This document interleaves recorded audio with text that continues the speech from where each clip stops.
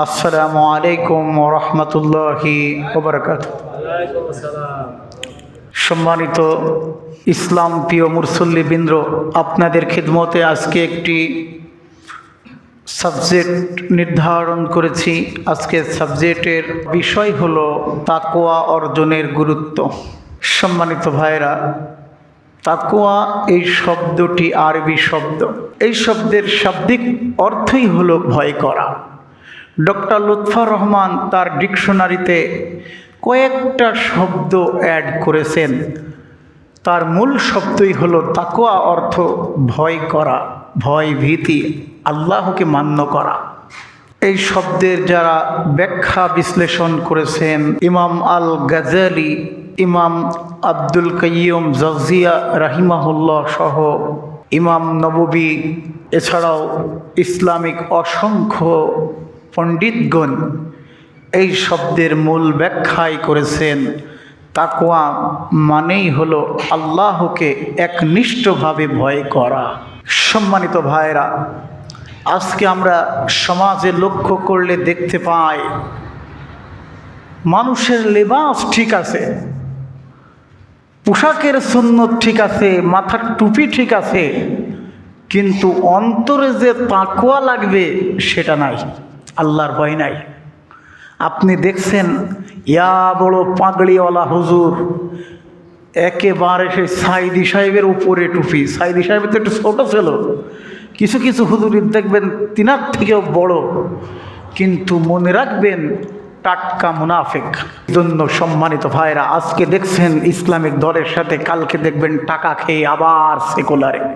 আবার যদি কোনো ওয়াজ মাহফিলের মঞ্চ পায়, এমন বক্তব্য দেবে যে বক্তব্য কোনো ইসলামিক দলের সিনিয়র পর্যায়ের নেতারাও দেয় না। কারণ তারা বলে বিএনপি আমার, জাসদ আমার, আওয়ামী লীগ আমার, জাতীয় পার্টি আমার, আমি ইসলামী দল, আমার কাজ হলো সকলকে ভালোবেসে ইসলামে নিয়ে আসা।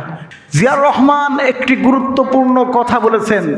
তিনি বলেছেন সবার ঊর্ধ্বে দল বড়, তার উপরে দেশ বড়।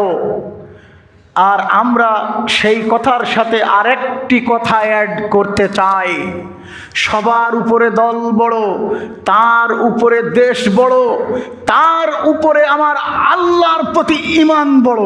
সম্মানিত ভাইরা, এই কথা বলার মানে এই নয় এখানে পলিটিক্যাল আলোচনা করা। এর মানে, এই আলোচনা করার মানেই হলো মানুষ আজকাল যে দুনিয়ার স্বার্থের পিছনে পড়ে পরকালকে ভুলে গিয়েছে। পরকাল মানুষ যদি স্মরণ করে যে আমার মৃত্যু হবে, শুধু এই একটা আয়াত যদি কেউ অনুসরণ করে, মেনে চলে, কুল্লু নাফসিন যায়িকাতুল মাউত, মৃত্যুর স্বাদ সকলকে গ্রহণ করতে হবে, এই কথা যদি কেউ অন্তরে ভাবে, মনে করে, হৃদয়ে লালন করে, সেই ব্যক্তি পাপ করতে পারে না। ইচ্ছাকৃতভাবে তার দ্বারাই পাপ করা সম্ভব নয়। একজন খাঁটি মুমিন বান্দার এক নাম্বার গুণ, এক নাম্বার বৈশিষ্ট্যই হলো তাকওয়া অর্জন করা। কারণ কোনো মানুষ তাকওয়া অর্জন না করলে প্রকৃত মানুষ হতে পারবে না, প্রকৃত ঈমানদার হতে পারবে না। তার কারণ হলো যে ব্যক্তি তাকওয়াশীল মানে আল্লাহকে ভয় করে, সেই ব্যক্তি দুর্নীতি করতে পারে না, সেই ব্যক্তি ঘুষ খেতে পারে না, জিনা করতে পারে না, টেন্ডারবাজি করতে পারে না, দখলদারি করতে পারে না, মাদকাসক্ত হতে পারে না। কারণ যে ব্যক্তি আল্লাহর ভয় পায় সেই ব্যক্তি পাপ করতে পারে না, ঠিক কিনা? তারপরও শয়তান বাবাজি তো এমনি এমনি বসে থাকবে না। মুমিন বান্দা কিছু সময় শয়তানের ধোঁকায় পড়ে পাপ করে ফেলবে, তারপর আবার যখন ঈমানের হালতে চলে আসবে, মুমিন বান্দার আল্লাহ তাআলা ফিরে আসার জন্য আরেকটি মাধ্যম রেখেছেন, সেটা হলো তওবা। তাওবাতান নাসুহা, একনিষ্ঠভাবে তওবা।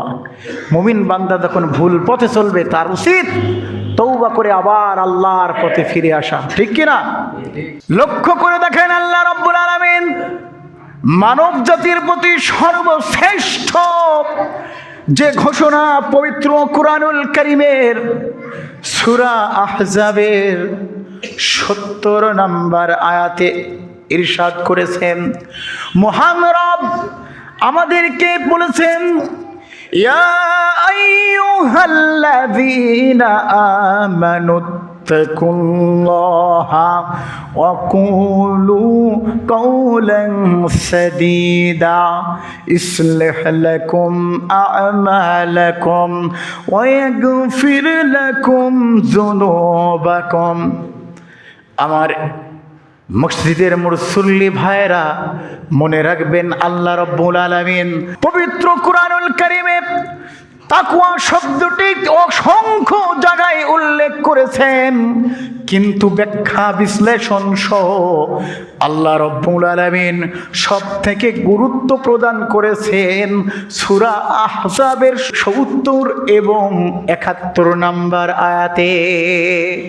আল্লাহ রাব্বুল আলামিন মুমিন বান্দা যারা ঈমান এনেছে তাদেরকে ডেকে বলছে, ইয়া আইয়ুহাল্লাযীনা আমানু, হে ঈমানদারেরা, আমানুত্তাকুল্লাহ ওয়াত্তাকুল্লাহ, তোমরা আল্লাহকে ভয় করো।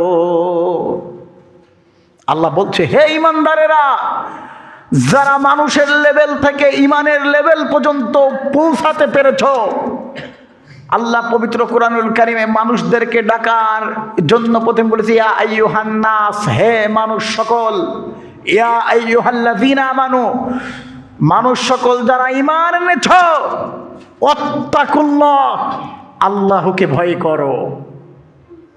তাহলে আল্লাহকে ভয় করা, এর থেকে শ্রেষ্ঠ গুরুত্ব কুরআনুল কারীমে হাদিসের ভেতরে আর আছে? একটু কথা বলবেন, আছে? নাই। আমার ভাইয়েরা লক্ষ্য করেন, আল্লাহ পরের অংশটি বলছে, ওয়াকুলু কাওলান সাদীদা, তোমরা যখন কথা বলবে সত্য কথা বলবে। তাহলে যারা তাকওয়াবান, সত্যবাদী, আল্লাহকে ভয় করে, মুত্তাকি বান্দা, পরহেজগার বান্দা, তাদের এক নাম্বার বৈশিষ্ট্যই হলো সত্য কথা বলা, সত্য পথে চলা, সত্য ইসলামী মন মানসিকতায় থাকা। তাহলে ইসলাম বাদে অন্য কোথাও যাওয়ার আমাদের কি সুযোগ আছে? নাই। আল্লাহ রাব্বুল আলামিন বলছেন, হে মুমিন বান্দারা, তোমরা যখন তাকওয়া অবলম্বন করবে, আল্লাহকে ভয় করবে, তোমাদের সাথে সাথেই আমি আল্লাহ 2টা পুরস্কার দান করব। তার এক নাম্বার পুরস্কার হলো ইসলিহ লাকুম আ'মালাকুম, তোমাদের কর্মসমূহকে সংশোধন করে দেব। ভালো করে বোঝেন, তোমাদের কর্মপদ্ধতি, দুনিয়াতে যে কাজ কর্মগুলো করো, ভালো করে বুঝবেন।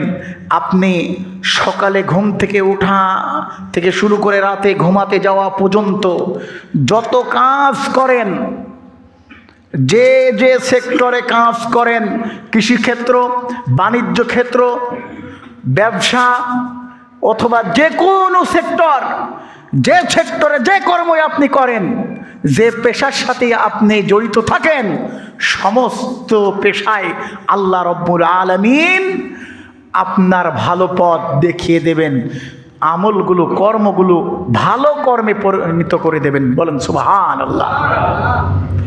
তাহলে আল্লাহ কিন্তু এক নাম্বার পুরস্কার দেবে দুনিয়াতেই এটা।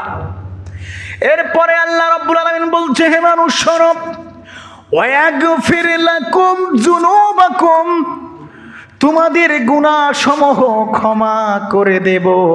একটু জোরে বলা যাবে কি সুবহানাল্লাহ?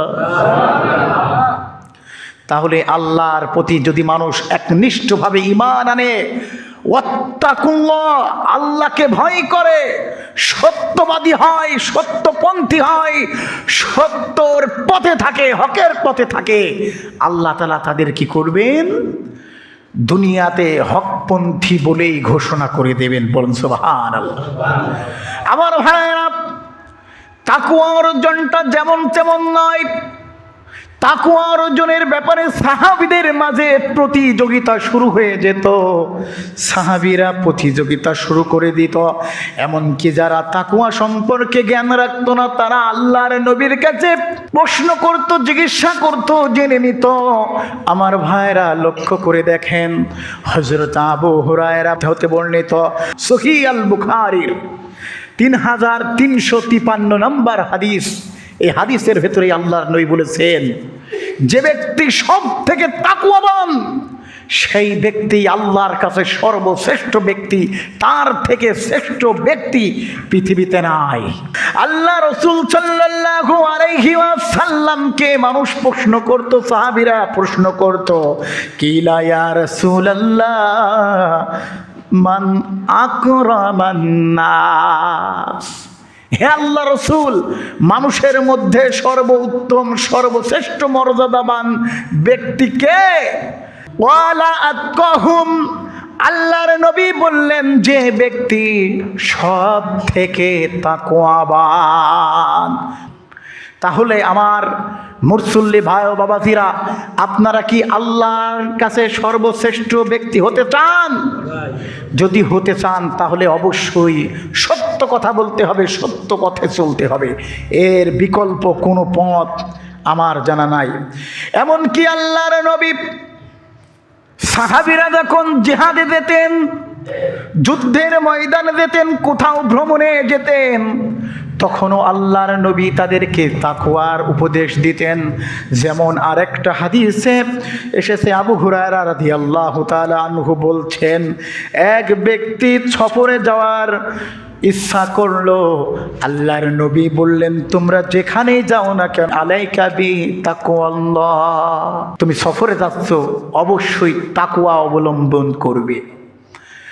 আতা রাদিয়াল্লাহু তাআলা আনহু থেকে বর্ণিত, তিনি বলছেন, হযরত মুআয ইবনে জাবালকে আল্লাহর নবী যখন ইয়ামেনে পাঠায়, ইয়ামেনের গভর্নর আল্লাহর নবী মুআয ইবনে জাবালকে ডেকে বলছে, হে মুআয, আলাইকা বি তাকওয়াল্লাহ, হে মুআয, তুমি অবশ্যই তাকওয়া অবলম্বন করবে। তাহলে তাকওয়ার বাইরে যাওয়া, তাকওয়ার বাহিরে পদার্পণ করা, তাকওয়া ছেড়ে বিপদগামী হওয়া, সেকুলার হওয়ার সুযোগ ইসলামে নাই। তৎকালীন সময়ে সাহাবীদের মধ্যে যারা সর্বশ্রেষ্ঠ সাহাবী ছিল, তারা ছিল প্রথম ক্যাটাগরির। এমনকি যারা জ্ঞানী সাহাবী ছিল, তাদের লেভেলটাও ছিল একটু আলাদা। যারা জ্ঞানী ব্যক্তি ছিল, তাদের সম্মানটাও ছিল আলাদা। আল্লাহর নবীর বিখ্যাত সাহাবী উবাই ইবনে কাব তৎকালীন সময় সাহাবীদের মধ্যে জ্ঞানী ব্যক্তি ছিল। বিশ্বজাহানের সর্বশ্রেষ্ঠ খলিফাদের একজন হযরত ওমর রাদিয়াল্লাহু তাআলা আনহু একদিন উবাই ইবনে কাবকে প্রশ্ন করল, মা হুয়া তাকওয়া, তাকওয়া আসলে কি? হযরতে উবাই ইবনে কাব ওমরকে প্রশ্ন করলো, হে আমিরুল মুমিনিন, আপনি কি কখনো কাঁটাযুক্ত পথ অতিক্রম করেছেন? হযরতে ওমর বলল, হ্যাঁ, আমি একদিন কাঁটাযুক্ত পথ অতিক্রম করেছিলাম। উবাই ইবনে কাব রাদিয়াল্লাহু তাআলা আনহু বলল, তখন আপনি কেমন ভাবে পথটা অতিক্রম করেছিলেন? হযরতে ওমর বলছে, আমার গায়ের পোশাকগুলো আটোসাটো করে নিচ্ছিলাম, গুছিয়ে নিচ্ছিলাম, যাতে কাঁটার আঘাতে আমার পোশাক ছিঁড়ে না যায়। হযরতে উবাই ইবনে কাব বলছে, আমিরুল মুমিনিন, এটাই মূলত তাকওয়া।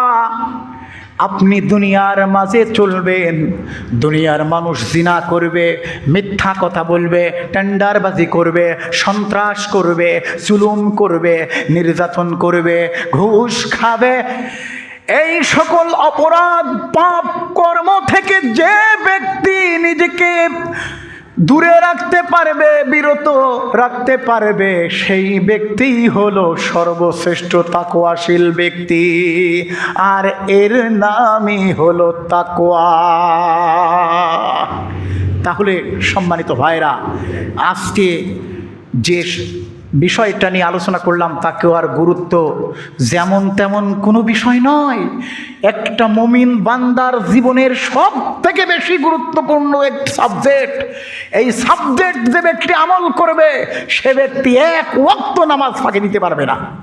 কারণ তাকওয়া মানেই আল্লাহ ভীতি। এবার আপনারা বলেন, শুধু আলোচনা শুনলে হবে না, আমল করতে হবে।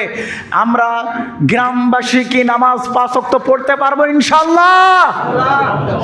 এই যে আলোচনা শুনলাম, যদি আমল না করি বাবাজিরা, জাহান্নাম ছাড়া আমাদের যাওয়ার কোনো জায়গা থাকবে না।